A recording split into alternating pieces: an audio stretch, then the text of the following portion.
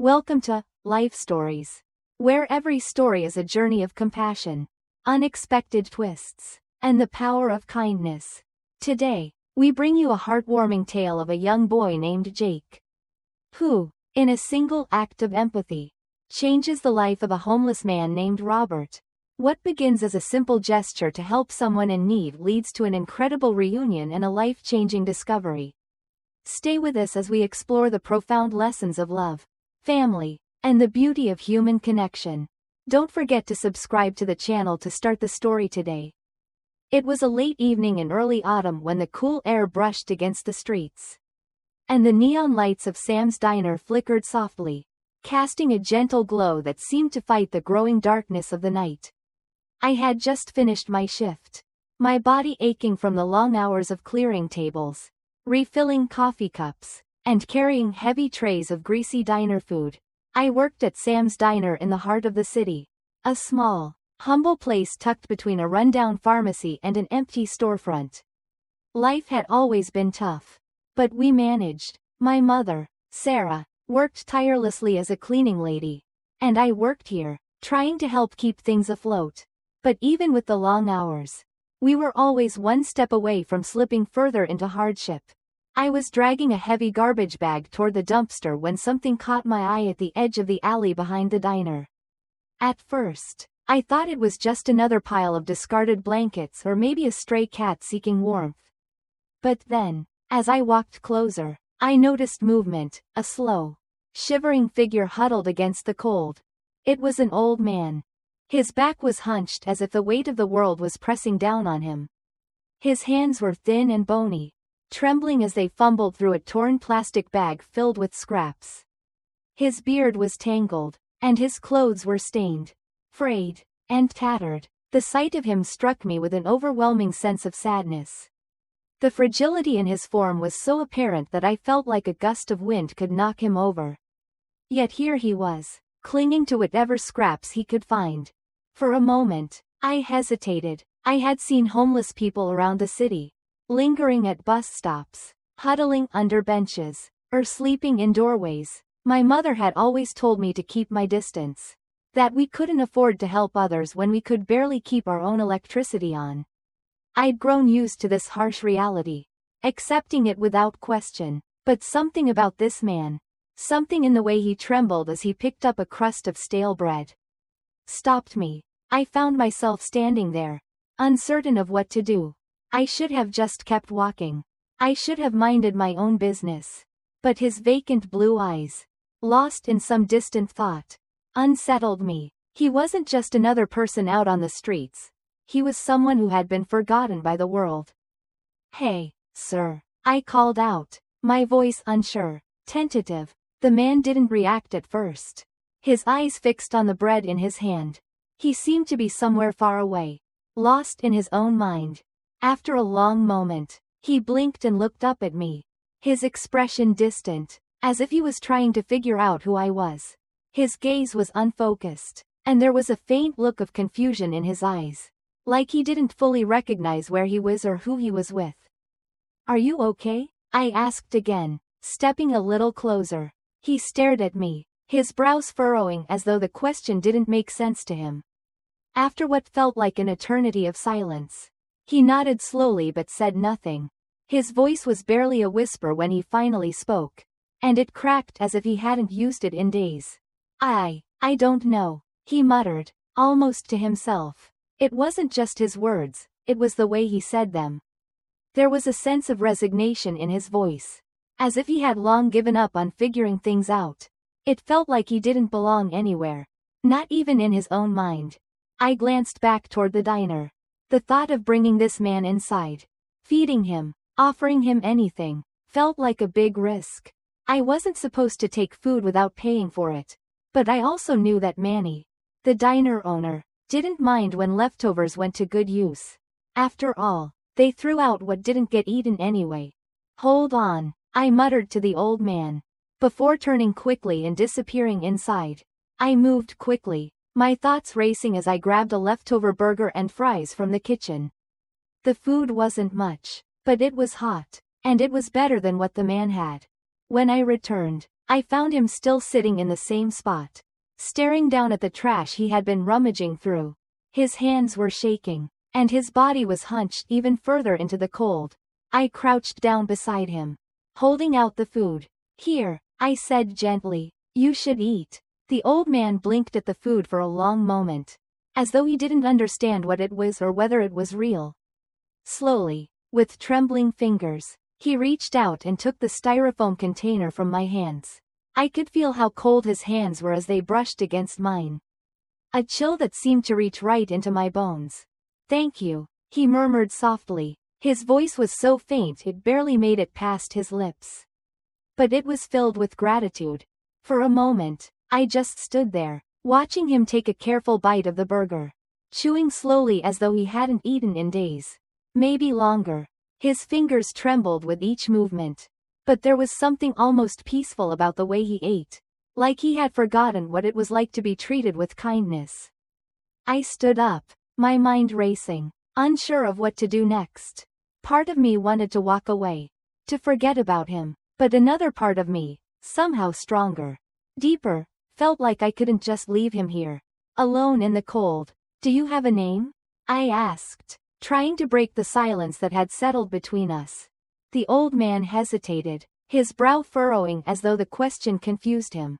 He opened his mouth as though to speak but then closed it again. "Unsure. I think it's Robert," he said after a long pause. "But I'm not sure." "Robert?" I repeated, feeling a wave of sympathy wash over me. "You don't remember?" He shook his head slowly. "Some days I do, other days. It's like waking up in a place I don't recognize. Like I'm lost inside my own head." I swallowed hard, understanding now. He had some kind of memory loss. Maybe caused by an accident. It made sense. The way he seemed so disoriented, so lost in his own mind. It was a heartbreaking realization. "You don't have anyone looking for you?" I asked, my voice quieter than before. He shook his head again. But this time, the gesture seemed uncertain, like he wasn't entirely sure about the answer himself. I exhaled slowly, feeling a deep sense of sadness, but also a sense of responsibility that I couldn't shake. This wasn't just another stranger. This was someone who had lost everything, his memories, his family, his place in the world. And I couldn't just leave him out here, alone and forgotten. "Come with me," I said before I could second guess myself. My mom won't mind if you crash on the couch for the night. It's not much, but it's warm. You won't have to sleep out here." He blinked up at me, confusion flickering in his eyes. I could see the hesitation in his face, the uncertainty of whether he could trust me, a stranger. But after a long moment, he nodded slowly, and I turned to lead the way down the quiet streets, a feeling of weight settling in my chest. It wasn't much, just a small apartment with peeling walls and an old couch. But for Robert, it might be the only warmth he had felt in a long time. The walk back to my apartment was quiet, but the weight of what I had just done lingered in the air. I glanced back at Robert every few steps. His frail body was hunched under the thin blanket I'd given him, and his steps were slow and unsteady. But he kept up. I wasn't sure how long this man had been on the streets or what had happened to him. But something about his vulnerability made me feel protective. He wasn't just a homeless person to me, he was a human being who had lost everything, including himself. As we approached the building, the dim lights in our small apartment flickered through the curtains. My heart raced a little at the thought of what my mother would think. She had always been kind, but kindness didn't put food on the table, and I knew this was going to make things harder. Still, she would never turn away anyone in need. And somehow, I hoped that maybe we could help him, even if just for a night. When we walked through the door, the familiar smell of canned soup and stale bread filled the air, a reminder of our modest life. My mom, Sarah, was standing at the stove, stirring something in a pot. She didn't hear us come in at first. Her back turned as she hummed a soft tune. But when she turned around and saw me standing there with an unfamiliar man, her expression shifted. I could see the confusion and concern immediately in her eyes. "Ethan," she said slowly, her gaze flickering from me to Robert. her lips pressing into a tight line. Who's this? I shifted uncomfortably, unsure of how to explain the situation. How do you tell someone that you found a man in the alley, rummaging through garbage, and decided to bring him home? What if she said we couldn't keep him? What if she turned him away? His name's Robert, I said, my voice quieter than I intended. He doesn't have anywhere else to go. My mom studied Robert carefully, her eyes taking in the thinness of his body, the tremor in his hands, and the sadness in his eyes. There was a long pause as she processed everything. But instead of the harsh words I feared, she simply sighed and nodded. I made extra soup, she said, turning back to the stove. Come on in, sit down. Robert hesitated for a moment, as though unsure if this invitation was real. But then he stepped inside. He moved carefully, his steps shaky, as though his body had forgotten what it felt like to be cared for. He sat down at the small, wobbly dining table, his hands trembling as my mother served him soup. He stared at the bowl for a long time, his eyes clouded with uncertainty. But then slowly, he picked up the spoon and took a sip. It wasn't just the soup. It was the care. For the first time in what felt like years, someone had treated Robert like a person. Like he mattered. His eyes fluttered closed for a moment, and he let out a quiet sigh, as if the warmth of the soup was not just physical but emotional as well.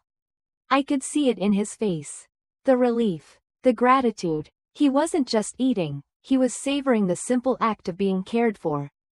My mom sat down across from him, her sharp eyes softening just a little. Do you have family, Robert? She asked gently. Robert hesitated, his fingers gripping the spoon tightly. He looked from me to her, as though searching for an answer. Then, in a voice barely above a whisper, he said, I don't know. My mom didn't press. She just nodded, as if she understood. I could see the concern in her eyes. But there was something else there too, something I hadn't expected. It was the same thing that had driven me to help Robert. It was empathy, understanding, the same quiet recognition that we were all human, all just trying to find our way. You can stay here tonight, she said softly, breaking the bread and placing it next to his soup. It's not much, but it's warm. Robert's lips parted slightly, his brows knitting together in an expression that I couldn't quite read. Gratitude? Shock? Maybe both. He nodded stiffly and returned his focus to the meal, eating slowly, like each bite was a gift he didn't know he deserved. I watched him for a moment, still trying to process everything that had happened. Just a few hours ago, Robert had been a stranger, someone lost and wandering, digging through the trash behind the diner. And now, here he was, sitting at our table, eating a warm meal. I didn't know what would come next, but I felt something in the air, something unspoken but real. A bond had formed between us. And in that moment, I knew it was the right thing to do. That night, as I lay on the couch, the weight of the day finally caught up with me. Robert was curled up under a blanket in the corner, his breathing slow and steady. I stared at the ceiling, my mind still racing. What had brought Robert here? What had made him lose everything? And how could I help him find his way back? There was a sense of uncertainty in my chest. But there was something else too. It was the quiet knowledge that sometimes, the right thing to do wasn't about what made sense. It was about what felt human. What felt like compassion. And in that moment, I knew that despite everything, Robert was safe. And so was I. The morning light was soft and quiet, filtering through the cracks in the curtains as I got up to start my day. My mom had already left for work, and the apartment felt eerily silent without her presence. The streets outside were still mostly empty, and the smell of fresh coffee from the corner cafe drifted through the open window. I couldn't shake the feeling that something had shifted in our lives. Something important. It wasn't just the fact that Robert was here, it was everything that had led up to this moment. The decisions we'd made, the kindness we'd shown. Robert was still curled up under the blanket in the corner, his fragile body barely noticeable in the dim light of the room. It struck me how much of a stranger he was and yet how connected we had become in such a short time. I had no idea where this would lead. But I knew one thing. He wasn't the same man I had found in that alley behind the diner. There was something different in the way he moved, in the way he looked at the world. It was as though he had finally started to awaken from the fog he'd been living in for so long. As I got ready for my shift at Sam's diner, I tried not to overthink everything. It felt strange bringing Robert into our small world. But somehow, it also felt like the right thing. I glanced over at him before leaving. And for the first time, he wasn't just a man lost in his own mind. He seemed present, more aware, more alert. I had no idea what the day would bring.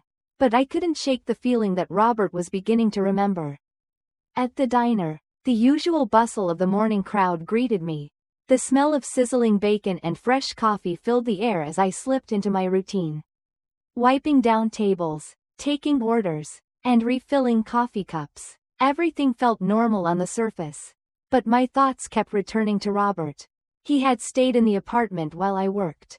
Still recovering. Still trying to make sense of everything that had happened to him. As I wiped down a counter near the window, I noticed a familiar figure standing outside, shivering slightly in the cold air. It was Robert, but there was something different about him now. He wasn't just waiting on the sidewalk. He was standing there, his posture straighter, his eyes clearer. He looked like someone who had just decided that he wanted to belong again. He saw me through the window and gave me a small wave. I felt a pang of worry in my chest, wondering what he was doing out here so early in the morning. I couldn't just let him stand out there, especially after all he'd been through. I opened the door, walking out to meet him. "Robert, what are you doing out here?" I asked, concerned. "I want to help," he said, his voice steady and sure, but still soft. "I don't want to just sit around. I used to work. I think I want to do something. To be useful." I was taken aback. I had never seen Robert like this before. He was standing there with a quiet determination. His eyes focused on the diner as if it were the first thing he had truly noticed in days. It was almost like the fog in his mind had cleared, and something deep inside him was waking up. "I don't know if you're up for working," I said, still unsure. "You're still recovering, Robert." But before I could say anything else, the door to the diner opened, and Manny, the diner's owner, stepped outside. He was a big guy, gruff on the outside but with a heart of gold underneath. He took one look at Robert, then turned his gaze to me. "Picking up strays now, huh, kid?" Manny asked with a raised eyebrow. I hesitated, but then Robert stepped forward, his voice firm this time. "I can help. I don't want to just sit here. I used to do something. I think I'll do whatever you need. Just give me a chance." Manny studied Robert for a long moment, his gaze sharp but not unkind.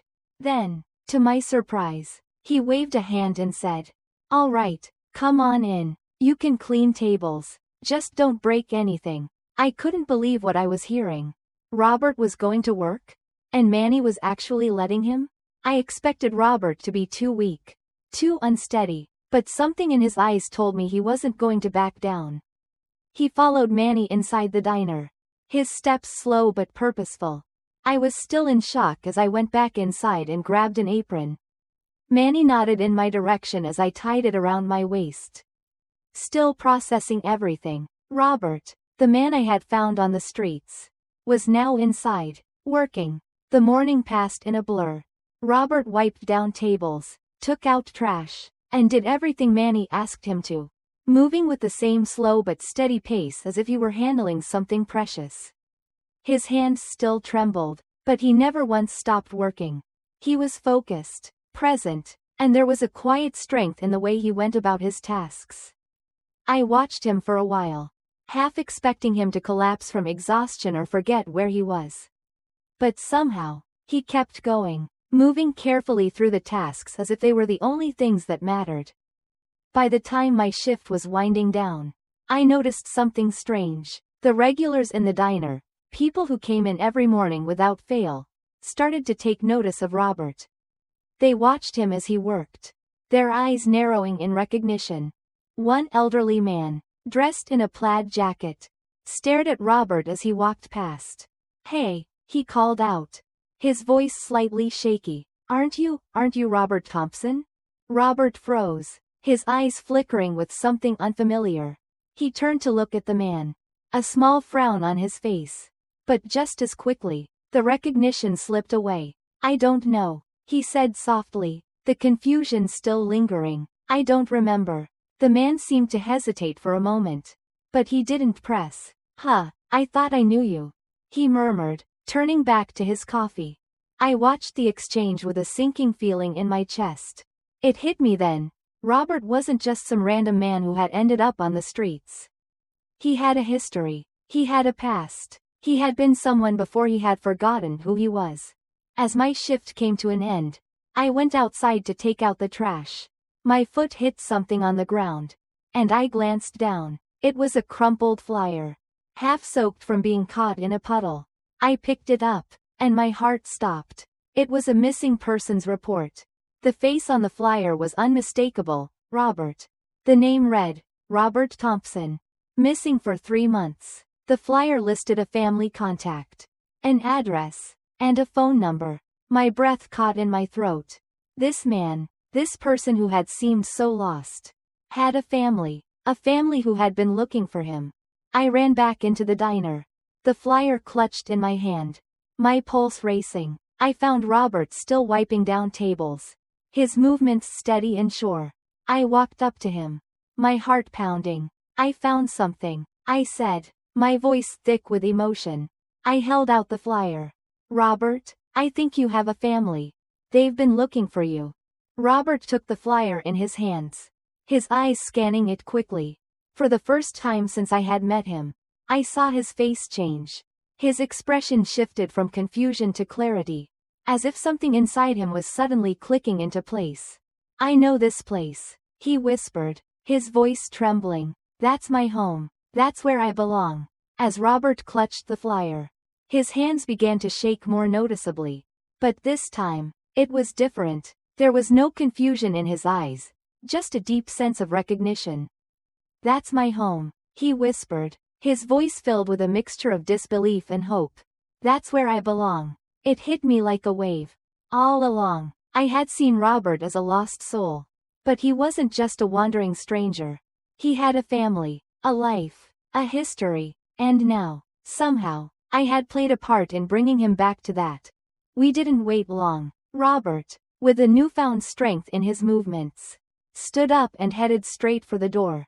We have to go, he said, his voice firm with urgency. Take me there now. I didn't hesitate. I grabbed my jacket, and we rushed outside, headed toward the address on the flyer. The journey felt different now, like we were walking not just towards a destination, but towards a new chapter in Robert's life. We got on the bus, and with each passing street, I could feel the tension in the air shift. When we arrived, Robert's eyes locked onto a house at the end of the block. A white 2-story home with a porch light glowing softly in the evening. As we approached, he froze, taking a deep breath. That's it, he said, almost in awe. We walked up to the door, and Robert rang the bell. Moments later, the door opened, and there he was, Robert's son. A tall man in his early 30s. The recognition in his eyes was instant. Dad, he whispered, barely able to believe his own words. Tears filled Robert's eyes as he collapsed into his son's arms. The years of loss and confusion melting away in that single moment of reunion. I stepped back, my heart swelling with joy, realizing that sometimes, all it takes to change someone's life is a small act of kindness. If you want to hear more profound life stories like this, don't forget to subscribe to our channel and turn on notifications. Thank you for watching.